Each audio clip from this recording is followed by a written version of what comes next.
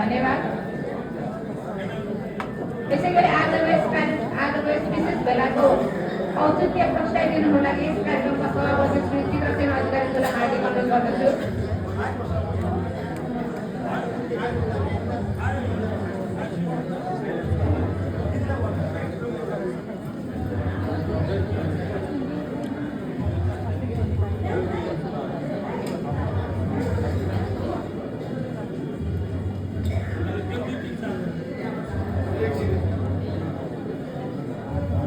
धन्यवाद कार्यक्रम सञ्चालिका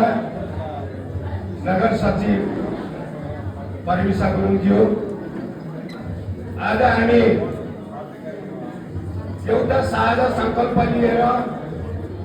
साझा उद्देश्य र लक्ष्य प्राप्ति गर्नको लागि वर्तमान परिवेशमा राष्ट्रिय परिस्थितिले जुन रूपमा प्रतिनिधि सभा निर्वाचनमा देश घुमिएको छ, त्यस प्रतिनिधि सभामा नेपाली कांग्रेसलाई राष्ट्रव्यापी रूपले बहुमत सहितको ठूलो दल निर्माण गर्न आफ्नो क्षेत्र र आफ्नो जिल्लामा आम कार्यकर्ताहरू एकीकृत भई त्यो साझा संकल्पलाई साकार पार्ने उद्देश्यले भरतपुर महानगरपालिका नगर समितिद्वारा र भरतपुर महानगरपालिका र माडी नगरपालिका जनप्रतिनिधिको संयुक्त आयोजनामा यो विशेष भेला आयोजना गरिएको छ। यस भेलाका सभाध्यक्ष र प्रमुख अतिथिको रूपमा उपस्थित रहनुहुने भर्खरै महानगरपालिका समितिले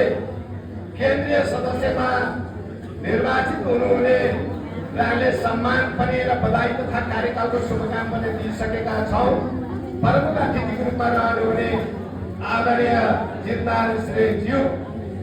विशिष्ट अतिथिको रूपमा रहनुहुने चितवन जिल्ला नेपाली कांग्रेसका सभापति, युवा नेतृत्व र राजनीति र सामाजिक र शैक्षिक व्यक्तित्व आदरणीय राजेश्वर खनालज्यू र आज जुन केन्द्रबिन्दुको रूपले तपाईँ सबैको साझा उम्मेदवार एउटा पात्रको रूपले नेपाली कांग्रेसबाट टिकट प्राप्त गरी क्षेत्र नम्बर 2 मा उम्मेदवार प्राप्त गर्नुहुने सामाजिक अभियन्ता र महिला नेत्री मीना कुमार खरेलज्यू, त्यस्तै अर्का विशिष्ट व्यक्तित्व जो क्षेत्र नम्बर 3 मा नेपाली कांग्रेसको तर्फबाट साझा उम्मेदवारको रूपले रहनुहुने र नेपाली कांग्रेसका अग्रणी भूमिका निर्वाह गर्नुहुने तपाईँ हामी सबैका